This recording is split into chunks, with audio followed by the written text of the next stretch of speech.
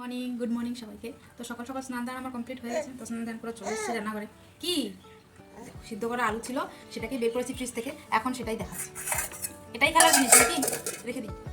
তো বেগুন কেটে নিয়েছি বলতে বেগুনটা অল্প খারাপ বেরিয়েছে, পোকা ধরে গেছে বেগুনটা। তো যেটুকু পোকা সেটুকু ফেলে দিয়েছি, আর যেটুকু ভালো সেটুকু ভাবছি একটু ভেজে দিই। কি করা যাবে, কি না জিনিস, বহু দাম, ফেলে তো মায়া লাগে। আমি তো ফেলে দিই, আমার বর দেখতে পেলে তো উপায় নেই। তো চলো রান্না বান্না স্টার্ট করি। আর সকাল থেকে একটু চাও খাইনি। কেন খাইনি জানো? চাপাতি শেষ, মানে একটুও চাপাতি নেই। কাল আমার মনে হলো যে একটু চা আনবো, কিন্তু ভাবলাম পরে আনবো, পরে বলে আর ভুলে গেলাম। বিকালে চাটা খাওয়া গেলো, তখন মনে পড়লো এই যা, এখন তো চা নেই, সকালে করে আনবো। তো দোকানে গেলাম, দোকানটা বন্ধ, এখনো খুলেনি। তো এখান থেকেই শুরু করছি, চলো দেখতে থাকো। আর যারা যারা আমার চ্যানেল নতুন, প্লিজ সবাইকে সাবস্ক্রাইব করে আর ভিডিওটা প্লিজ দেখো। আর এই বুবুলটা, এটাকে কোথায় রাখি, এটাকে কোথায় রাখি? দোকানে যাচ্ছি।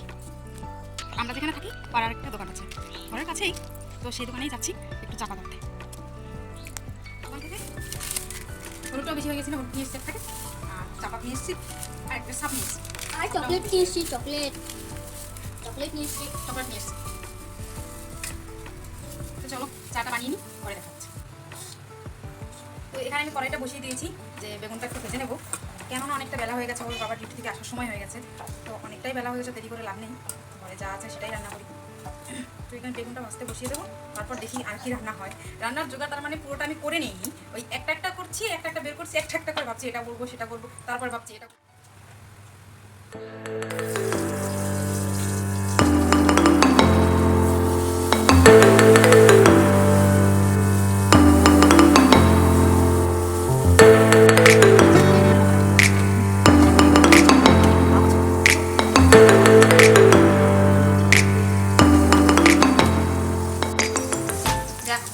রান্না যে আমি করব, দুটোকে দেখো কিভাবে আছে। আমি কোথায় সবজি কাটবো, কোথায় রান্না, কোথায় কি করবো, তোমরাই বলো।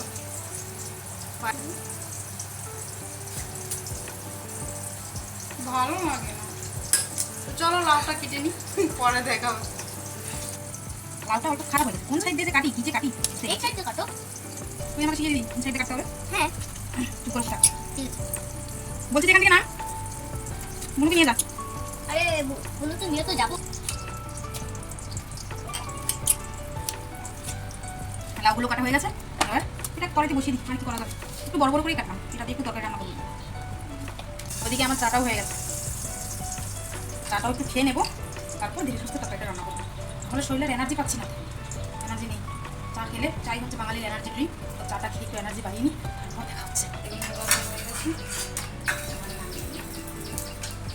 জীবনে যে আর কত জ্বালা আছে আমার, আমি নিজেও জানি না।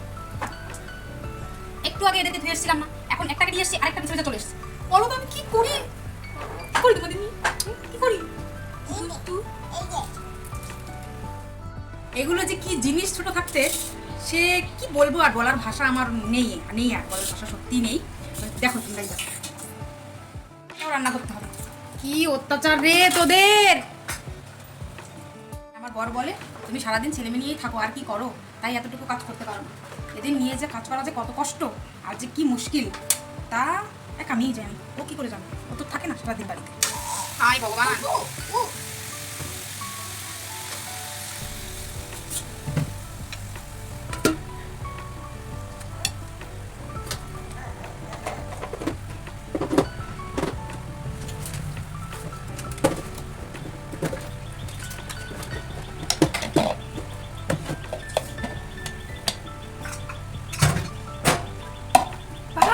ফেলে কি করেছো এখানে? হ্যাঁ, এগুলো কি করেছো?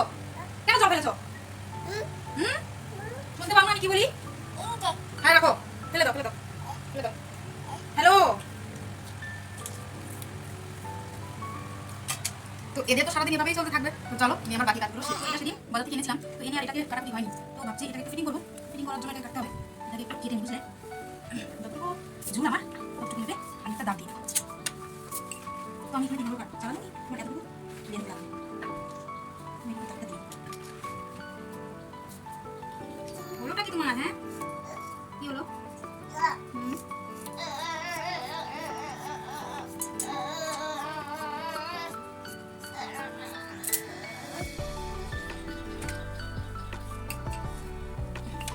কি করছিস?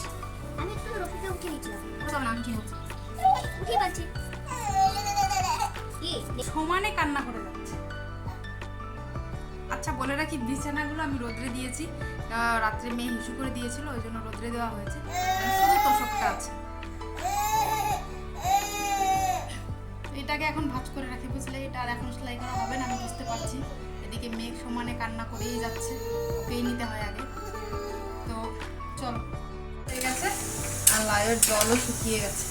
তো এখন এগুলোতে একটু জল আর একটু ভাবছি লঙ্কার গুঁড়ো দিয়ে দেবো। লাউ তো বেশি জল দিলে ভালো লাগবে না, তো অল্প জল দিয়ে অল্প তরকারি বানাবো, যেহেতু আজকে আর কিছু রান্না করতে আমার ইচ্ছে করছে। আমার বড় আবার ঝোল ছাড়া ভাতই খেতে পারে না, তো শুকনো শুকনো ভাজা কিছু দেবে, ও ভাত গিলতেই পারে না, ওকে ঝোল দিতেই হবে। যে তরকারি হোক যাই হোক, যেটাই রান্না করো শুধু তরকারিতে ঝোল থাকলেই হলো। মানে ওই এক কথায় বলা যায় যে সাঁতার কাটা যায় তরকারির মধ্যে, সেরকম তরকারি ওর জন্য রান্না করতে হয়। তো আমি আবার অত ঝোল টোল ভালোবাসি না, আমার অল্প একটু হলেই হয়, আর ছেলে তো খাই না, তো ওই ওর একার জন্যই শুধু ঝোল দিতে হয়, বাকি আমার আর ঝোলের প্রয়োজন হয় না। ওদিকে মেয়ে সমানে কান্না করেই যাচ্ছে। লাউয়ের মশলাটা দিয়ে দিয়েছি, তোমাদের দেখাতে মনে নেই, ভুলে গেছি, তো বলি কী কী দিয়েছি।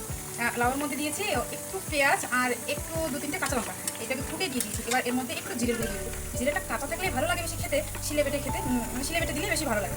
তো আমার কাছে তো শিল নেই, ওই জন্য আমি ফুটেই দিয়েছি। এখন জিরের গুঁড়োটা। তো এখানে দেখো, মেয়েকে আমি খাওয়াতে এসেছি, ওকে ভাত বেড়ে দিয়েছি খাওয়ার জন্য, ভেবেছি ওকে আমি খাইয়ে দেবো, কিন্তু ও আমার কথা শুনবে থরি, ও নিজে নিজে দেখো খেয়ে সব ভাতগুলো ফেলিয়ে ছড়িয়ে কি করেছে। তো এখানে নাইটিটা চেঞ্জ করে নিয়েছি, মানে ছেলে মেয়েকে স্নান করিয়েছি, কিছু জামা কাপড় ছিল সেগুলোও ধুয়ে নিয়েছি, ধুয়ে নিজেও একটু গা হাত পা ধুয়ে একটু ড্রেসটা চেঞ্জ করে নিয়েছি। তো তারপরে মেয়েকে এখানে খাওয়াতে এসেছিলাম, তো তার অবস্থা তো দেখতেই পাচ্ছ কি হয়েছে।